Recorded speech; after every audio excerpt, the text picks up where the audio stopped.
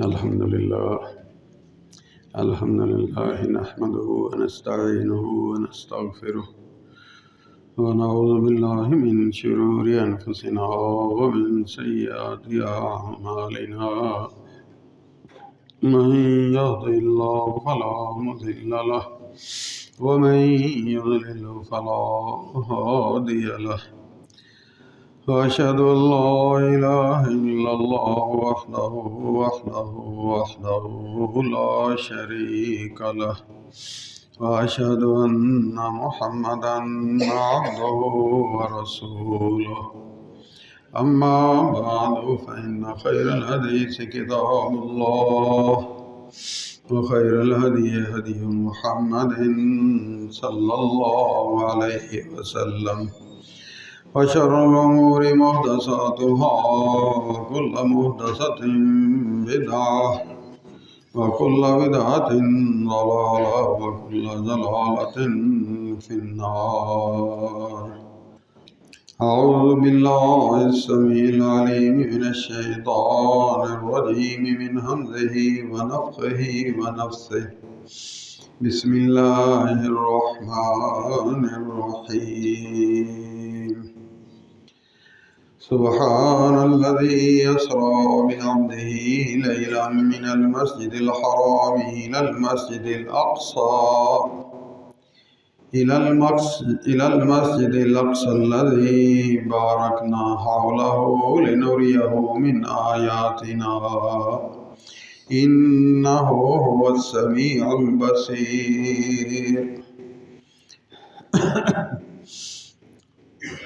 احباب گرامی، نبی کریم صلی اللہ علیہ وسلم کی نبوت والی زندگی ہو یا نبوت سے پہلے والی زندگی، بعض ایسے معاملات ہیں جو کہ عام انسانی روٹین میں، رویوں میں، عام قانون سے ہٹ کر دکھائی دیتے ہیں، اور انہی میں سے ایک معراج کا واقعہ ہے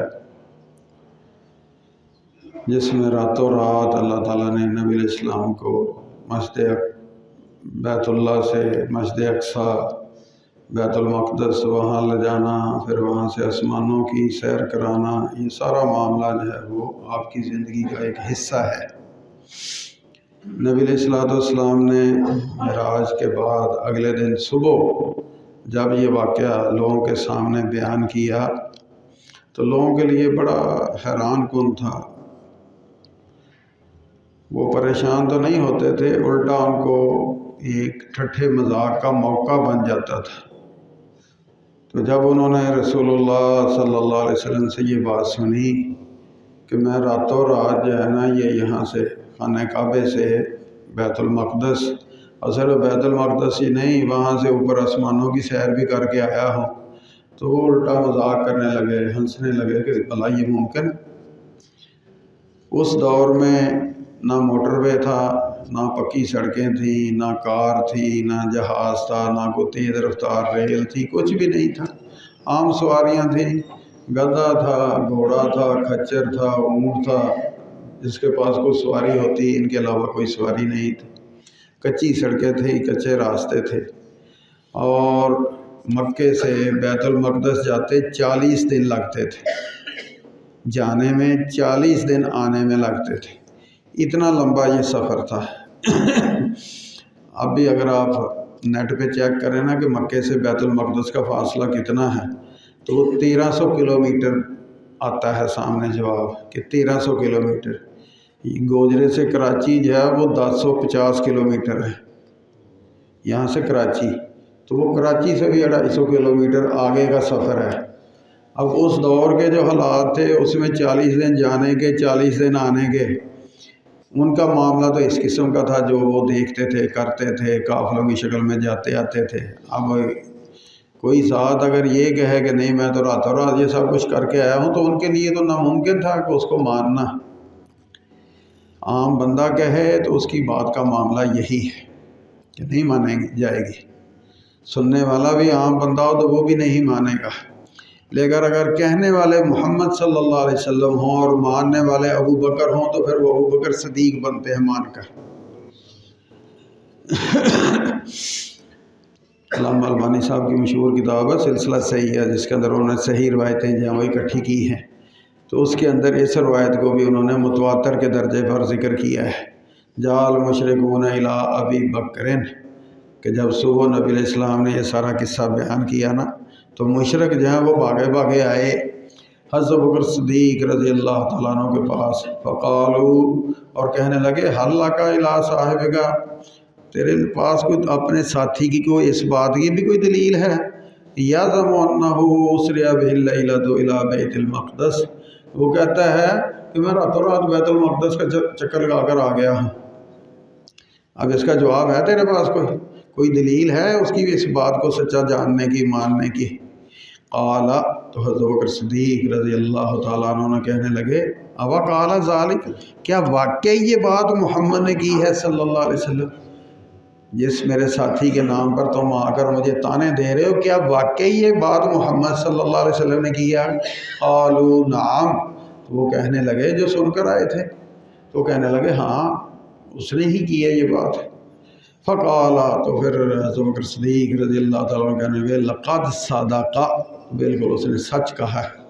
یہ ہے نبی علیہ السلام پر ایمان، پہلے ماننا ہے، پھر سوچنا ہے، پھر اس کو ٹٹولنا ہے، اگر نہ چین آئے، اقرار تسلی نہ ہو تو یہ سب بعد کی باتیں ہیں۔ پہلے ایمان نام ہی اس کا ہے، قرآن نے بھی یہی دعوت دی ہے، ذالک الکتاب لا ریب فیہ، پہلے ایمان یہ لاؤ کہ اس کے پہلے حرف سے آخری حرف تک کوئی شک نہیں، بعد میں اس کو پڑھو۔ حالانکہ ہر کتاب پڑھ کر ایمان لاتے ہیں، لیکن قرآن نے پہلے یہ سبق دی ہے۔ اور لا نفی جنس کا ہے کہ کسی قسم کی شک کی کوئی بھی کیٹیگری ہو سکتی ہے، پتہ نہیں اللہ کا کلام ہے کہ نہیں، پتہ نہیں فرشتے کو دیا تھا نہیں دیا، پتہ نہیں فرشتہ پورا لایا تھا کہ نہیں لایا، پتہ نہیں جس پر نازل کیا تھا اس نے پورا سمجھا نہیں سمجھا، پورا بیان کیا نہیں بیان کیا، پتہ نہیں یہ سچی ہے نعوذ باللہ، کیا اس کے اندر کوئی غلط بات ہے، نہ، یہ سارے وہم شک والے نکال کر لا ریب، لا نفی جنس کا۔ تو جس طرح قرآن کا معاملہ ہے نا، اسی طرح رسول اللہ صلی اللہ علیہ وسلم پر ایمان کا معاملہ ہے۔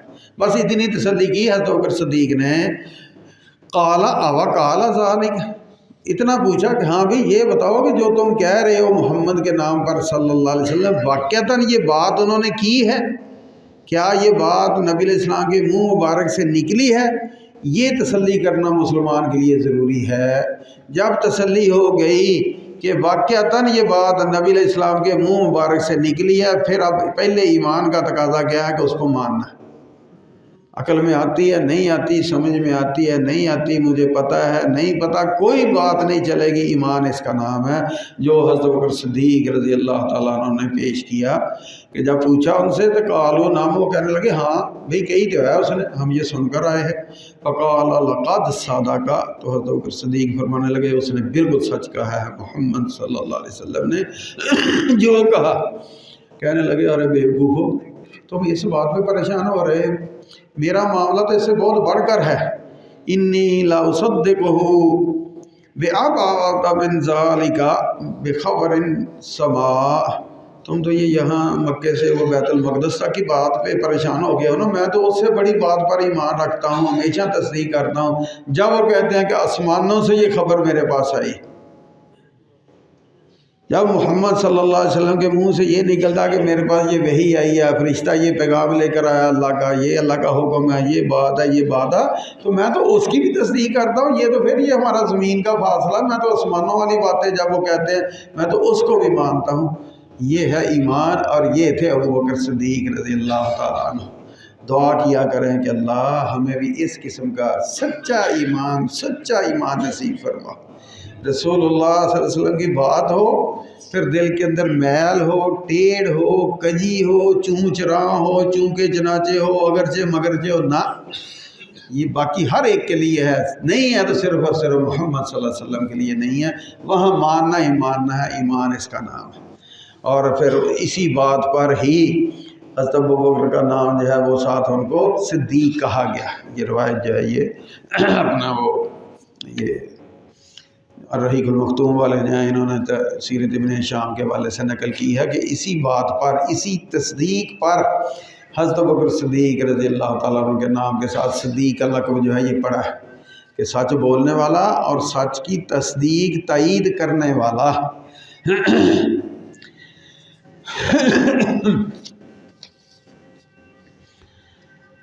تو یہ جو معاملہ تھا نبی علیہ الصلوۃ والسلام کی زندگی میں کہ لوگوں کی سمجھ میں نہیں آ رہا تھا، تو جب اس قسم کا کوئی معاملہ، کوئی بات، کوئی واقعہ نبی کے حوالے سے سامنے آئے تو اس کو معجزہ کہتے ہیں۔ اگر یہ معاملہ اس قسم کا جس سے ہماری عقل عاجز، معجزہ ہوتا ہے عاجز آنے سے، عقل عاجز آ جاتی ہے، قانون آپ کے سارے جو ہیں وہ فیل ہو جاتے ہیں، ناکام ہو جاتے ہیں، نہیں ایسے نہیں ہو سکتا، اتنی تیز رفتار سے جہاز بھی اڑے تو اس کو بھی آگ لگ جائے گی، رگڑ کی وجہ سے یہ ہو جائے گا، وہ ہو جائے گا، سارے قانون اپنی جگہ پر فیل ہو جائیں اور وہ کام جو ہے وہ نبی نبوت کے بعد اس کا اظہار کرے، اللہ اس کی تائید کے لیے، اللہ اس کی تصدیق کے لیے ایسے کام دکھاتے ہیں جن سے عام دنیا کے قانون، قاعدے، کلیے، ضابطے سب جو ہیں وہ پیچھے رہ جاتے ہیں اور وہ بات اس سے آگے کی ہوتی ہے۔ اگر یہ نبوت سے پہلے کی بات ہو، جس طرح نبی علیہ السلام کہتا ہے کہ میں اس پتھر کو جانتا ہوں جو مجھے نبوت سے پہلے سلام کہتا تھا، میں جانتا ہوں اس پتھر کو۔ اب اگر نبوت سے پہلے ہے تو اس کو ارحاس کہتے ہیں، الف رے واو ہے والی ہے اور آخر پر سواد، ارحاس۔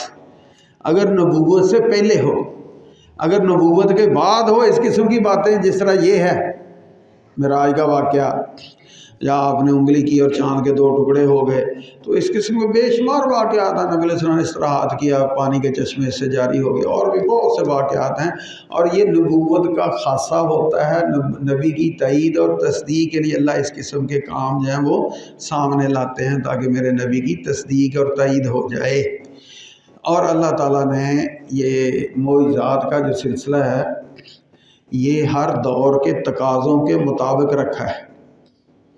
ابراہیم علیہ السلام کا دور تھا، لوگ مرنے کے بعد جو ہے نا وہ اس پر یقین نہیں کرتے کہ اٹھیں گے، اٹھ کر پھر حساب کتاب ہوگا، یہ ہوگا، تو اللہ تعالیٰ نے کہا فخذ اربعۃ من الطیر، 4 پرندے پکڑ لو اور ان کو پہلے اپنے سے سدھا لو، اپنی سیٹی پہ لگا لو، جب تم آواز مارو تو وہ آگے چلے آئیں، پھر ان کو ذبح کرو، ان کا قیمہ کر کے مکس کر دو، پھر اس کے بعد تھوڑا تھوڑا پہاڑوں میں بکھیر دو، ٹکڑے ٹکڑے ان کے مکس کر کے قیمہ کر کے، اور پھر اس کے بعد فصرنا الیک، ان کو پھر بلاؤ اپنی طرف، تو وہ بھاگے چلے آئیں گے۔ اب وہ قیمہ وہاں سے بھاگ رہا، وہاں سے بھاگ رہا، وہاں سے بوٹی بوٹی جوڑ رہی، اب جو پرندے تھے وہ بن رہے ہیں، بن کر پھر ابراہیم علیہ السلام بظاہر یہ عقل نہیں مانے گی کہ یہ کیسے ہو سکتا ہے، اور اسی کو معجزہ کہتے ہیں جب آپ کے دماغ میں یہ سوال پیدا ہو کہ یہ کیسے ہو سکتا ہے۔ یہ اس لیے ہو سکتا کہ کرنے والا اللہ ہے، بس اس لیے اللہ نے یہ سبحان الذی اسرا پہلے اپنا ذکر کیا کہ میں سبحان ہوں، پاک ہوں۔ کسی کے دل دماغ میں کوئی مسئلہ آئے نا کہ یہ کیسے ہو سکتا ہے، تو یہ تمہاری مجبوریاں، تم ان قاعدے کلیے قانون ضابطے ان کے سامنے بے بس ہو، مجبور محض ہو، میں نہیں ہوں۔ اس لیے اللہ تعالیٰ نے ابراہیم علیہ السلام کی تائید اور تصدیق کے لیے یہ معجزہ دکھایا۔ موسیٰ علیہ السلام کے دور میں جادوؤں کا بڑا زور تھا، جادو کا، تو ان کو وہ جادوگروں کے مقابلے میں کھڑا کر کے وہ لاٹھی جو تھی اس کو سانپ بنا کر دکھا کر سارا اس کا کلا کما کر دیا، اس طرح کیا۔ نبی علیہ السلام کے وقت کے ساتھ ساتھ جو ہے مختلف معجزے جو ہیں وہ دکھائے گئے ہیں تاکہ پتہ چلے کہ یہ عام نہیں، یہ دیکھنے میں تمہارے جیسا ہی ہے لیکن اس کا معاملہ تمہارے جیسا نہیں، اس کا معاملہ میرے ساتھ خاص ہے۔ تو اللہ تعالیٰ نے ہر نبی کو اس کے دور کے تقاضوں کے مطابق معجزے دیے۔ مثلا عرب جو ہے نا، ان کو اپنی زبان پہ بڑا ناز تھا، ہمیں یہ اجمی کہتے ہیں، عربوں کے علاوہ جتنے لوگ ہیں ان کو اجمی کہتے ہیں گونگے کو۔ گونگا بیچارہ بول نہیں سکتا، اوں ہی کرتا ہے، اوں بس اس طرح کی بات، بول نہیں سکتا ایک لفظ بھی، تو وہ کہتے تھے یہ جو جتنے ہیں نا یہ ہمارے علاوہ یہ سارے گونگے ہی ہیں، بس بے شک بولتے ہیں لیکن ان کی بولی کا کوئی حال نہیں، ہمارا قطن کوئی مقابلہ نہیں۔ ان کو زبان پہ ناز تھا نا، اللہ تعالیٰ نے ان کی زبان کو بند کرنے کے لیے صورت اتاری، تہ بتہ اگر کوئی عربی کی تھوڑی سی واقعیت ہے نا جو لذت آتی ہے، اذا السماء انفطرت واذا الکواکب انتثرت واذا البحار فجرت واذا القبور بعثرت، یعنی ایک اس طرح ردم ہے، اور بندہ نا قرآن پڑھتا جاتا ہے، ایک لطف آتا ہے، ایک دھاگ جو ہے قرآن کی بیٹھتی چلی جاتی ہے، اور بھی بے شمار معجزے ہیں۔ بہرحال تو یہ نبی کا معاملہ ہے، اگر نبوت سے پہلے ہو تو اس کو ارہاس کہتے ہیں، اگر نبوت کے بعد یہ اس قسم کی باتیں ہو تو اس کو معجزہ کہتے ہیں۔ اگر یہی اسی قسم کی بات اگر کسی اللہ کے نیک بندے سے ہو جو روٹین سے ہٹ کر ہو، مثلا مولانا عبدالشکور صاحب یہاں پر آتے تھے نا جمعہ، تو ایک دن بتا رہے تھے کہ ہم سبق پڑھ رہے تھے مامو گنج مدرسے سے، تو ایک بابا آیا بزرگ صوفی صاحب کی قبر پہ دعا کر کے تو ہماری کلاس کے پاس آ کر بیٹھ گیا۔ جب سبق ختم ہوا نا تو وہ کہنے لگا جی میں نے ان سے ایک بات کرنی ہے۔ تو وہ بات اس نے کیا کی، کہتا کہ میرے اولاد نہیں تھی اور میں اہل حدیث بھی نہیں تھا، میری ٹرانسفر ہوئی، یہاں ٹیچر تھا اور یہاں میرے ساتھی مجھے صوفی صاحب کے پاس لائے، تو میں نے دیکھا لوگ دعا کے لیے کہہ رہے ہیں، میں نے بھی کہہ دیا۔ اب صوفی صاحب نے میرا ہاتھ پکڑا، 1 2 3 4 5 6، جب 7واں وہ بول رہے تھے نا، آدھا بولے تھے، میں نے ہاتھ پکڑ لیا۔ کہتے میرے 6 بچے اور 7واں جو تھا وہ 7واں پیدا ہوا، پورا نہیں ہوا، کیونکہ وہ پورا میں نے کہنے نہیں دیا تھا۔ اس قسم کے بہت سے واقعات ہیں صوفی عبداللہ صاحب کے، اور بھی اللہ والوں کے یہ واقعات ہیں۔ اب یہ جو نیک بندے کے ہاتھوں اس قسم کا عجیب سا معاملہ ہو جائے کہ وہ اس طرح انگلی مار رہے ہیں، ہمارے سمندری میں حکیم صاحب ان کا بھی یہی معاملہ ہے، یہ اپنے حاجی اسلم صاحب کے عزیز ہیں، تو ان کے بھی 3 دفعہ مارا ہاتھ، تو 3 ہی بھائی ہیں وہ۔ بہرحال یہ اللہ تعالیٰ وقتاً فوقتاً اپنے بعد نیک بندوں کے حوالے سے اس قسم کے معاملے جب وہ دکھاتا ہے، ایک تو اس سے نیک بندے کی بھی اللہ ایک قسم کی تائید کرتا ہے، دوسرا اللہ اپنی قدرت کا اظہار بھی کرتا ہے کہ جو تمہارے ڈاکٹروں کے نزدیک معاملہ ختم تھا، بس تھا، ہو ہی نہیں سکتا، ڈاکٹر تو یہی کہتے دیتے ہیں نا، نہیں جی نہیں اولاد ہونی ہی نہیں، اللہ نے دکھا دی، دیکھو یہ تمہاری ڈاکٹری فیل ہے، میری قدرت فیل نہیں ہوتی۔ تو جو نیک بندے کے ہاتھوں اس قسم کی بات ہو اس کو کرامت کہتے ہیں۔ جب کرامتوں وغیرہ کی باتیں ہم سنتے ہیں نا، پڑھتے ہیں، تو دل میں نا ایک شیطانی وسوسہ آتا ہے، یہ کہیں مجھے بھی مل جائے نا یہ چیز، تو پھر تو کیا ہی بات ہے، میری بھی ٹور بن جائے۔ ہر نیک کے دل میں یہ جذبہ ضرور آتا ہے، لیکن کبھی بھی یہ طلب نہ کرے، لا تکن طالبا للکرامت بل تکن طالبا للاستقامت، کرامتوں کے طلب نہ کیا کرو، پتہ نہیں اللہ والے ہیں اس میں کوئی شک نہیں، لیکن کل اللہ کہے گا تمہیں تو تمہاری نیکیوں کا بدلہ میں نے دنیا میں دے دیا، یہاں کیا لینا ہے؟ اذہب تم تو یہ بات ہو الحیات دنیا میں تمہیں تمہارا صلہ مل گیا نیکیوں کا۔ اس لیے اللہ سے نا یہ نہ مانگا کرو کہ یا اللہ مجھے بھی اتنا بڑا ولی بنا دے، بس اشارے کروں یہ ہو جائے وہ ہو جائے، یہ خیال نہ دل میں لائیں کبھی بھی۔ یار امام ابن تیمیہ رحمہ اللہ کی یہ بات آپ کو عرض کی ہے، وہ کہتے ہیں لا تکن طالبا للکرامہ، کرامتوں کے نا طلبگار بنا کرو، بل تکن طالبا للاستقامت، اللہ سے استقامت مانگا کر، یا اللہ مجھے پکا نمازی بنا دے، یا اللہ مجھے پکا دیندار بنا دے، یا اللہ مجھے پکا صدقہ خیرات کرنے والا بنا دے، یا اللہ مجھے اس بات پہ پکا کر دے، اس بات میں پکا۔ کوئی پتہ نہیں کس وقت بڑے سے بڑے نیک لوگ جہاں وہ بگڑ جاتے ہیں، بدل جاتے ہیں، اور نبی علیہ السلام نے جو فرمایا بالکل جنت کنارے ہوتا ہے، ایک آدھ بیوقوفی کرتا غلطی کرتا اٹھا کر جہنم کا ایندھن بن جاتا ہے۔ تو نتیجہ کس چیز کا ہوتا ہے کہ وہ استقامت نہیں اس میں ہوتی۔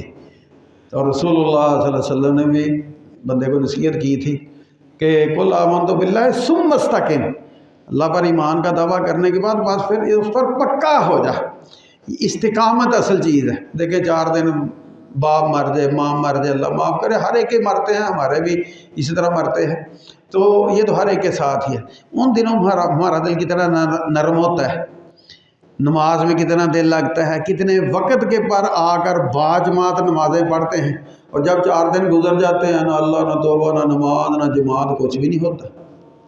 یہ استقامت نہیں، استقامت یہ ہے کہ ہر نیکی جو ہے پہلے سے بڑھ کر بندہ اس میں حصہ دار بننے کی اللہ سے توفیق مانگے اور کوشش کرے۔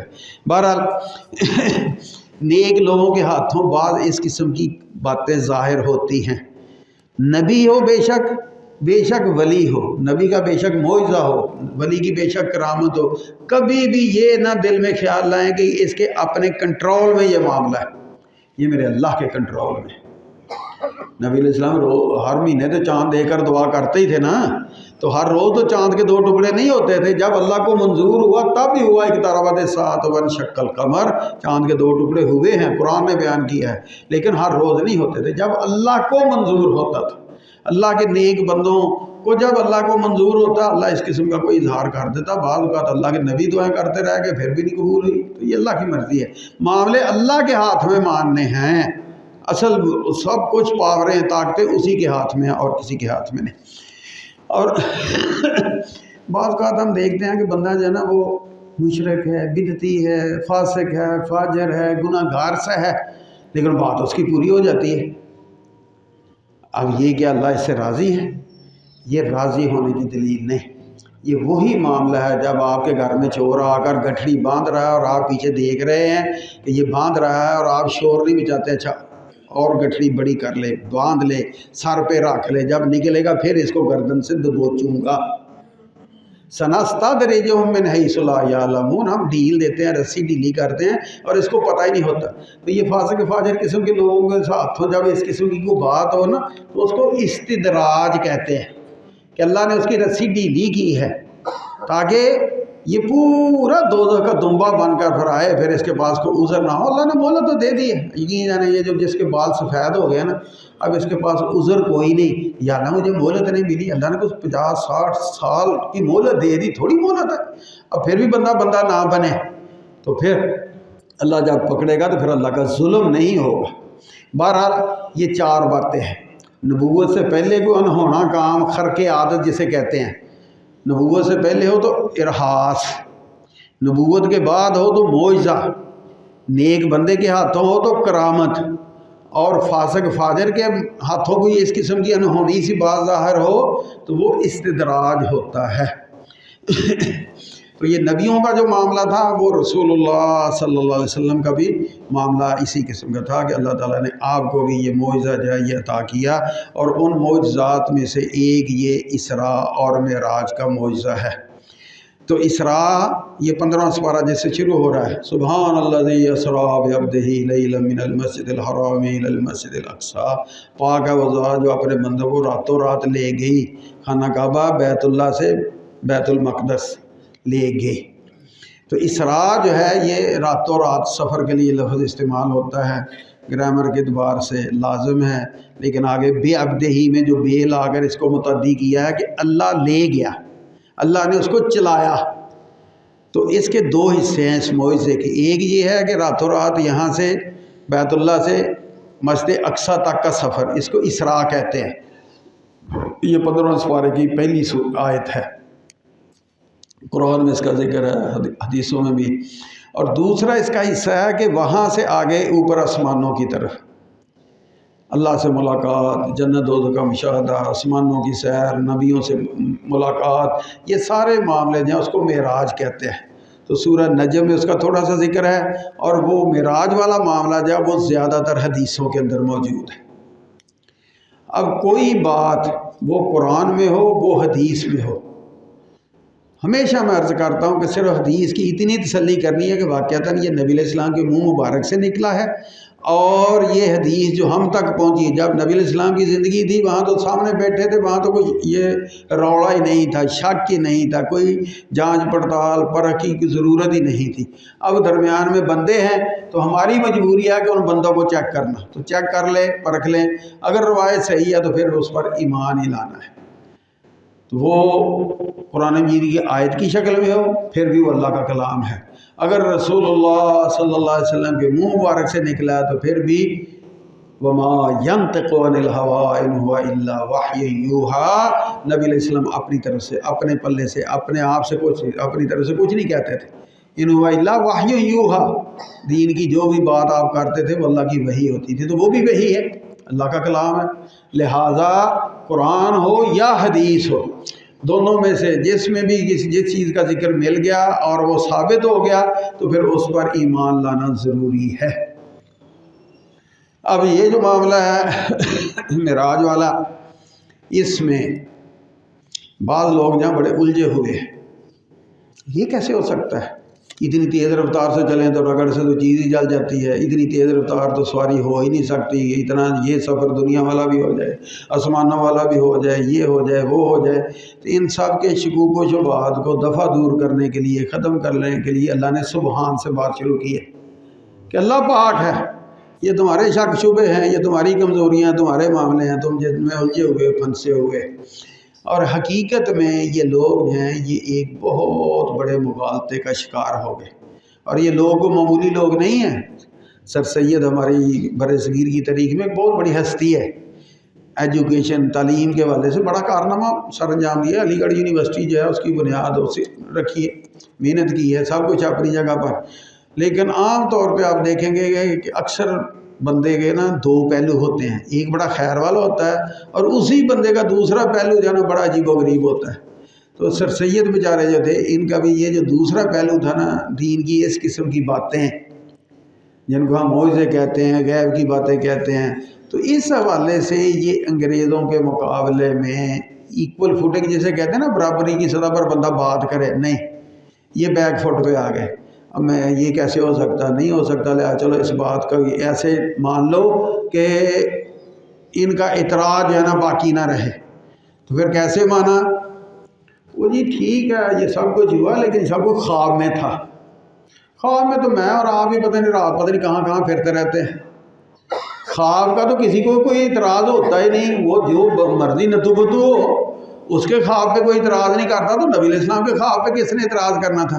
इतराज़ तभी है कि जब वो जिस्मानी और रूहानी इस बदन के साथ, इस रूह के साथ रसूलुल्लाह सल्लल्लाहु अलैहि वसल्लम जाएँ आएँ और आकर बयान करें, तो फिर लोग पूछेंगे कि ये कैसे हो सकता है। मैंने ख्वाब देखा, तो ख्वाब जितना मर्जी लंबा चौड़ा बयान कर दें, कोई इतराज़ करता? कोई भी नहीं करता। ख्वाब वाले वाक़यात भी हैं, वो अलग हैं, लेकिन ये जो जिक्र है ये जिस्म और रूह का दोनों का मुश्तरका सफ़र है। तो ये जो मेराज और उसका पहला हिस्सा जो इसरा है, इस पर जो हमने ईमान लाना है, तो ये जिस्मानी और रूह के साथ, जिस्म के साथ रूह भी थी, रूह के साथ ये जिस्म भी था, जिसको अल्लाह ताला ने ये सारे मामले दिखाए हैं। अब वो लोग जो है वो इस बात में उलझ गए हैं, और उलझे क्यों? वहाँ के ये कानून जो है ना, तबीयात के, फिज़िक्स के लॉ जो हैं, उनके मुताबिक ये इस तरह हो नहीं सकता। असल फ़िक्री तौर पे उलझन क्या है इन लोगों की? इन्होंने समझा कि इस जहान को बनाने वाला जो है ना, अब वो इस जहान को बनाने के बाद इस जहान के जो कानून कायदे कुलिये हैं ना, वो उनके अंदर उलझ गया, फंस गया, उनके सामने बेबस हो गया। हर रोज़ सूरज चढ़ता ना मशरक़ से, अब वो कहते हैं जी बस अब सूरज मशरक़ से ही चढ़ेगा, मगरब से नहीं चढ़ सकता। ईमान के चीज़ का नाम है, जिस अल्लाह ने मशरक़ से इसको हर रोज़ चढ़ाया है, पाबंद किया है, मिलीमीटर रत्ती बराबर आगे पीछे नहीं होता, सेकंडों के भी छोटे से छोटे जुज़ के मुताबिक भी वो लेट भी नहीं होता, वो ठीक है। लेकिन अल्लाह इस कानून के सामने बेबस नहीं। अल्लाह के आमद की निशानियों में से एक निशानी रखी है कि सूरज मगरब से तलू करेगा, कोई शक नहीं। यहाँ है ईमान का सवाल पैदा होता है। ईमान वाला कहता है कि मेरा रब कादिर है, सारी इस कायनात की जितनी उम्र थी उस उम्र में अल्लाह ने मशरक़ से चढ़ाया, ठीक है, कोई मसला नहीं। लेकिन जिस दिन वो चाहे, जिस घड़ी चाहे वो मगरब से चढ़ा ले, वो कादिर है। और ये जो अकल के मारे हुए लोग हैं, अकल के हाथों जो हैं वो इस किस्म की कती बातों के मुनकर लोग जो बन जाते हैं, वो कहते हैं कि नहीं अकल नहीं मानती, लिहाजा मैं नहीं मानता। तेरी अकल में ये पंखा तो आ रहा है, पंखे के अंदर बिजली आज तक देखी है किसी ने? अपनी अकल खुद देखी है किसी ने? हर को अपने आप को अफलातून तो समझता है, लेकिन अकल तो अपनी भी नहीं देखी। तो देखे बगैर नहीं मानना जी मैंने, ये है वो है। तो ये इस किस्म की बातें दीन के अंदर कुछ चीज़ें गैब से तल्लक रखती हैं, ईमान से तल्लक रखती हैं। वो गैब ही रहेगी, वो उन पर ईमान ही लाना होगा, तब जाकर मुसलमान होंगे। और ये मुसलमान होना को अल्लाह की ज़रूरत नहीं, ये मेरी और आपकी ज़रूरत है कि ईमान लाकर कल जब अल्लाह के दरबार में पेश हो तो हमारी निजात की कोई ना कोई शक्ल बन जाए। बस ये ना समझे कि मैं ईमान लाकर अल्लाह पर एहसान कर रहा हूँ, अल्लाह की खुदाई जो वो मेरे ईमान लाने से चल रही है। नहीं, जब तू नहीं था वो सुख भी चल रही थी, जब तू नहीं होगा तो दुनिया से चला जाएगा तब भी चल रही होगी, जब सारा जहान चला जाएगा फिर भी उसकी खुदाई चलती होगी। उसकी अपनी मर्जी है, जैसे चाहे मर्जी चलाए, वो अल्लाह वो है। उस अल्लाह पर ईमान लाएं जो मजबूर महज हो। ये फिर इस कानून के सामने अल्लाह जकड़ा हुआ है, इस बात के सामने अल्लाह पे बादशाह, ये जो सरकार है करने वाली है इसके सामने अल्लाह पे बादशाह है, ये अल्लाह के फैसले के बरक्स रूहें खींच लेता है, वापस ले लेता है, ये कर लेता है, वो कर लेता है, ये सब झूठ है, ये सब गुमराही की बातें हैं। अल्लाह वो है जो सुभान है, वो पाक है। इन तमाम बातों से जो इस किस्म की बातें लोगों ने गढ़ रखी हैं, इन या आसमान समय तो मान मिन सुल्तान, ये सारी तुम्हारी अपनी गढ़ी हुई बातें हैं। अल्लाह इन तमाम बातों से पाक है। तो बहरहाल ये एक मुइज़ा है रसूलुल्लाह सल्लल्लाहु अलैहि वसल्लम की ज़िंदगी के अंदर, जिसमें अल्लाह ताला ने ये मामला दो हिस्सों में तय करवाया, एक ये सफ़र और दूसरा दुनिया से ऊपर आसमानों की तरफ। अब ये मामला क्यों आया? एक तरफ काफरों का मामला वो अपनी जगह पर कि उनके सामने नबी अलैहि सलाम की अज़मत बढ़ाई, आपकी शान मुकाम मर्तबा उसको ऊंचा करके दिखाना था। दूसरी तरफ देखें कि रसूलुल्लाह सल्लल्लाहु अलैहि वसल्लम की ज़िंदगी में शेब अबी तालिब का जो दौर था इंतहाई अज़ियत वाला दौर था। पत्ते खा खा कर जिस तरह बकरियाँ मेंगरियाँ करती हैं ना, ये हाल था जो शेब अबी तालिब में कैद लोग थे उनका हाल। यानी पहाड़ भी बच्चों के चीखने से जो वो भी लरस जाते होंगे, इन बदबख्तों के दिल नहीं लरसे थे। तो वो दौर भी नबी अलैहिस्सलाम ने देखा, और उस वक़्त नबी अलैहिस्सलाम की नबूवत को 10 साल हो चुके थे। उसके बाद फिर हज़रत खदीजा रज़ी अल्लाह ताला अन्हा जो है वो उस शेब अबी तालिब में नबी अलैहिस्सलाम के साथ थी। उसके बाद जो है वो अल्लाह को प्यारी होती है। तो वो एक ऐसा जानसार साथी जिसने अपना सिर्फ जान ही नहीं, अपना जो कारोबारी लंबा चौड़ा सिलसिला था वो भी सारे का सारा रसूलुल्लाह सल्लल्लाहु अलैहि वसल्लम की डिस्पोजल पर, आपकी मर्ज़ी पर दे दिया। तो नबी अलैहिस्सलाम की जो बेगमात हैं, मोमिनों की जो माएँ हैं, और उनके अंदर जो हज़रत खदीजा रज़ी अल्लाह ताला अन्हा हैं, इनकी ये सीरत भी हमारी मुसलमान माएँ बहनें बेटियाँ जो हैं उनके लिए एक सबक है कि तुम्हारा जो कुछ भी है ये ज़ाती हो सकता है, तुम्हारा कारोबार भी हो सकता है, विरासत में भी तुम्हें बहुत कुछ मिल सकता है, लेकिन सीरत वो अपना जो हज़रत खदीजा रज़ी अल्लाह ताला अन्हा की थी कि अपना माल सारा अपने खामद की मर्ज़ी पे छोड़ दिया करो। खामद तुम्हारा है, तुम खामद की हो, तो ये माल की दरमियान में तकसीम को 2-4 हज़ार तनख्वाह आ जाती है। खामद का नाक में दम कर रखा होता है, मेरे पैसे मेरे पैसे, मेरे पेकियां दी ईद। तो इस तरह ना क्या करें, घर के माहौल को तलख ना बनाया करें। देखें कि हमारी माओं ने कितनी बड़ी बड़ी कुर्बानियाँ दी हैं। अब वो इतनी कुर्बानी देने वाला साथ है ना, वो भी चला गया दुनिया से। हज़रत खदीजा की भी वफ़ात होगी। मक्के से मायूस होकर नबी अलैहिस्सलाम ताइफ की तरफ जाते हैं, तो ये भी 11वां साल था नबूवत का, और वो भी अज़ियत का आखिरी जो पत्थर मार सकते थे ना, उन बदबख्तों ने वो सारे पत्थर जो है रसूलुल्लाह सल्लल्लाहु अलैहि वसल्लम को मारे। इंतहाई तकलीफ सफ़र जो है वो भी सामने आ चुका था। जो बहुत साथ देने वाला चाचा था वो भी दुनिया से जा चुका था। तो एक इंतहाई बज़ाहिर परेशानी की एक कैफियत थी, दौर था। अब उस दौर के अंदर अगर रसूलुल्लाह सल्लल्लाहु अलैहि वसल्लम को अल्लाह अपने पास आसमानों पर बुलाता है तो इससे बड़ी कोई ढारस बंधाने का और कोई सिलसिला नहीं हो सकता। तो ये नबी अलैहिस्सलाम की ढारस बंधाने के लिए अल्लाह ताला ने ये जो परेशानी के आपके लिए दौर था, दिन थे, उसमें से ऊपर लाने के लिए अल्लाह ताला ने रसूलुल्लाह सल्लल्लाहु अलैहि वसल्लम को ये मेराज का सफ़र करवाया। अहले इल्म ने बहुत से नुक्ते बयान किए हैं इस मेराज की तय में क्या क्या फ़लसफ़े थे, क्या क्या हिकमतें थी, तो उनके अंदर एक ये भी बयान करते हैं। और ये हुआ कब है?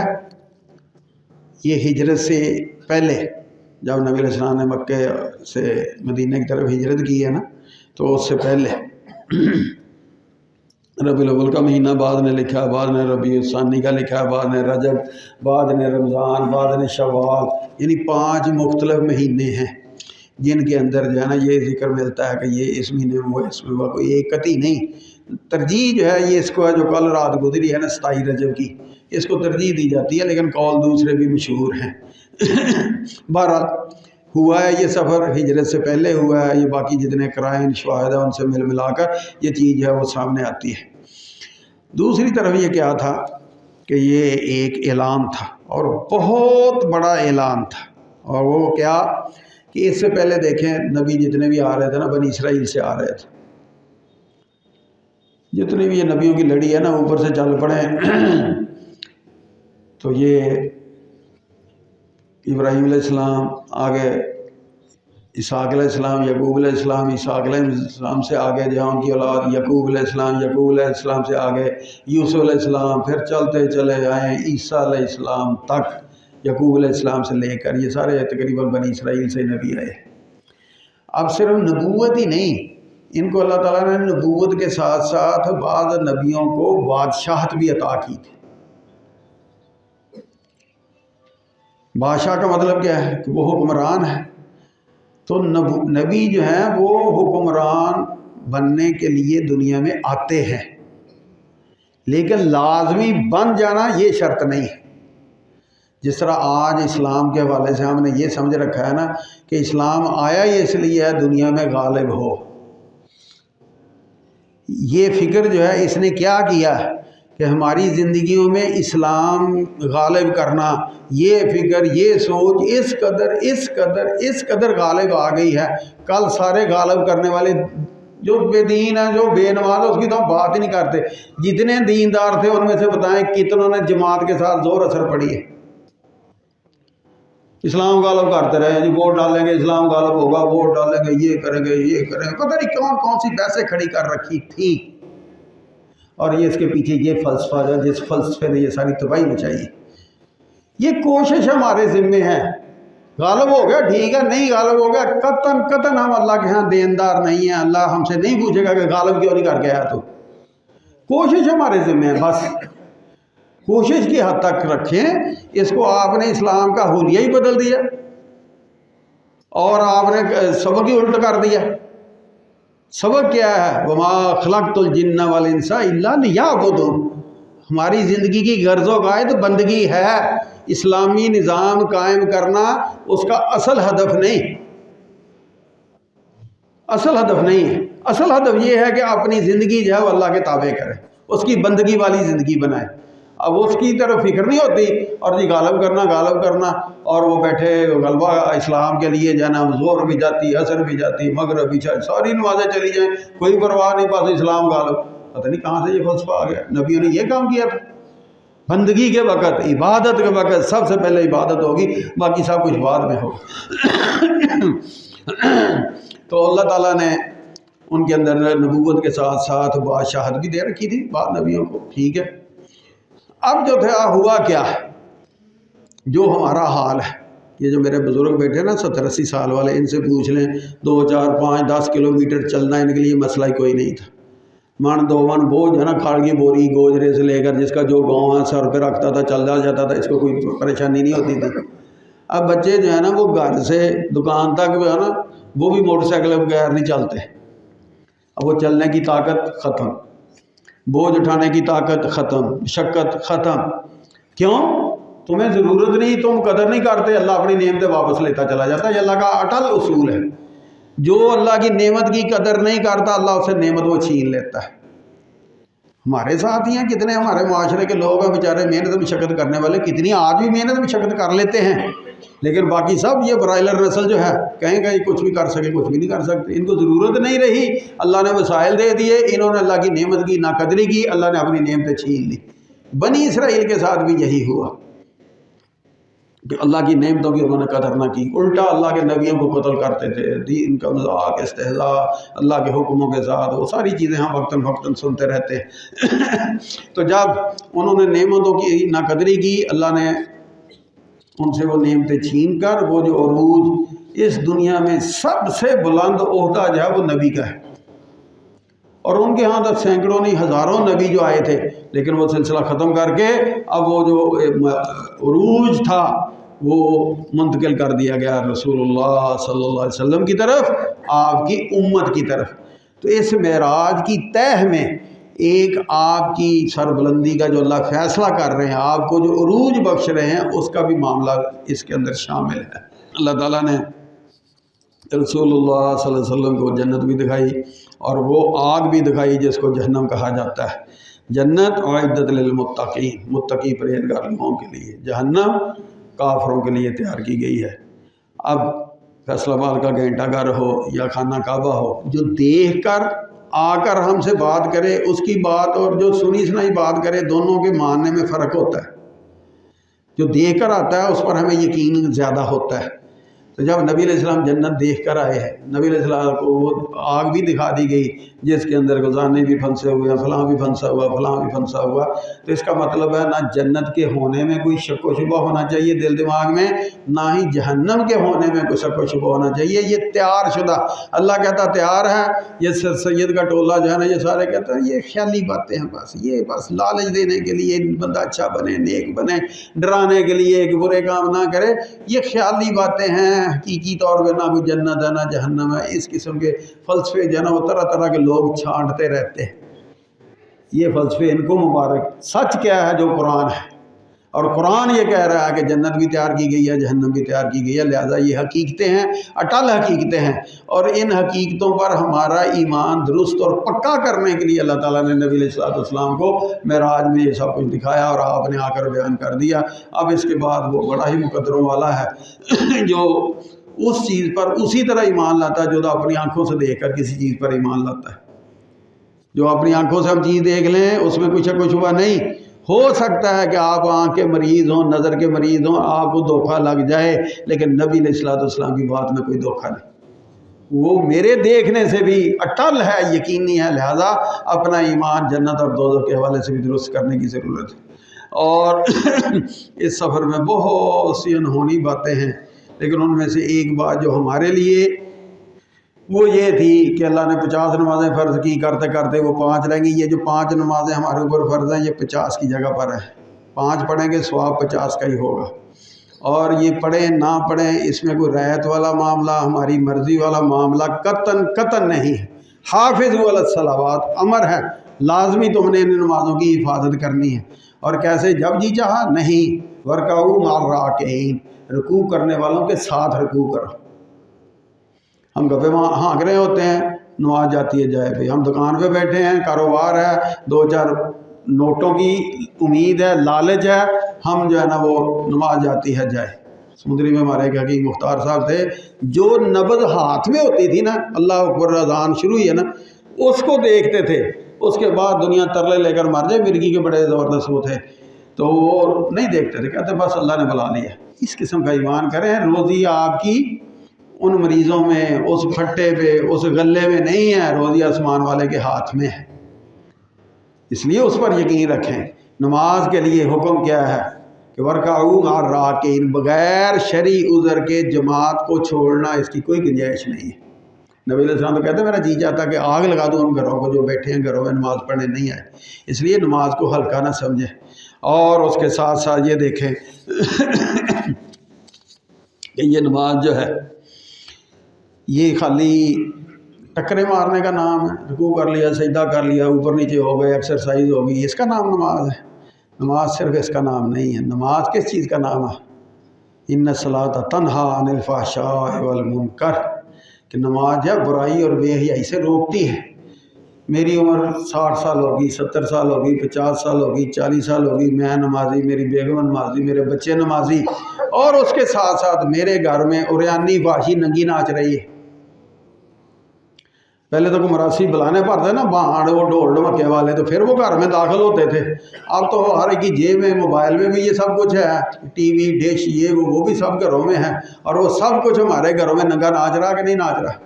ویسے ہم بڑے غیرت والے ہیں، کوئی مجال ہے کہ ہمارے دروازے کے سامنے کھڑا ہو کر آواز دے سکے، ہماری غیرت اس میں بڑی جاگتی ہے. اور یہ جو سارا کچھ گھر میں ناچ کا اور بگانے دوسرے مردوں کے سارے آنے جانے کے اسکرین کے ذریعے ہم نے بندوبست کر رکھے ہیں، کیا اس میں کوئی کمی آئی ہے؟ میں اتنے سالوں کا نمازی ہوں، میری نماز نے کوئی اثر دکھایا کہ نہیں دکھایا؟ نماز تو تب ہے ان الصلاۃ تنہی عن الفحشاء والمنکر، اگر برائی اور بے حیائی روکتی چلی جائے. اور اگر وہ بھی ساتھ ساتھ ناچ رہی ہے، میں بھی نمازی ہوں، تو پھر یہ نمازیں 2 طرح کی ہیں. ایک وہ نمازیں ہیں جو انشاءاللہ قد افلح المؤمنون الذین هم فی صلاتہم خاشعون، جو فلاح، نجات، کامیابی کا مزدہ جو جسے کہتے ہیں، خوشخبری کے دکھانے اور سنانے والی نمازیں ہیں، وہ بھی ہیں، یقیناً ہیں. اور اللہ سے دعا ہے کہ ہماری نمازیں اسی طرح کی ہو جائیں. لیکن اسی قرآن نے دوسری نمازوں کا بھی ذکر کیا، فویل للمصلین، نمازیوں کے لیے ہلاکت ہے، تباہی ہے، بربادی ہوگا. نمازی نتیجہ ہلاکت اور بربادی ہے. وہ کیوں کہ نماز پڑھی ہے لیکن نماز کا جو رنگ چڑھنا چاہیے تھا وہ نہیں. ہم نے دین کو صرف رسمی بنا لیا. بج دیندار بن جو نام عبداللہ عبدالرحمان رکھ لو اور 2-4 نمازیں پڑھ لی، سال کے بعد روزے رکھ لیے، کوئی صدقہ خیرات کر لیا اور سمجھا کہ میں نمازی ہوں۔ یہ دین یہ رسمی رواجی نہیں، غالب زندہ دین، جو دین اپنا رنگ چھوڑے، میرے اوپر بھی، میرے گھر بار پر، در و دیوار پر، بیوی بچوں پر، ہر جگہ پر اس دین کا رنگ نظر آنا چاہیے، پھر یہ دینداری ہے۔ یہ خالی ٹکریں ہیں، اللہ سے دعا ہے کہ اللہ ہمیں خالی ٹکروں کی بجائے زندہ دین پر چلنے کی توفیق عطا فرمائے، جو دین ہماری نجات کا ذریعہ بنے، سبب بنے۔ وآخر دعوانا الحمدللہ رب العالمین۔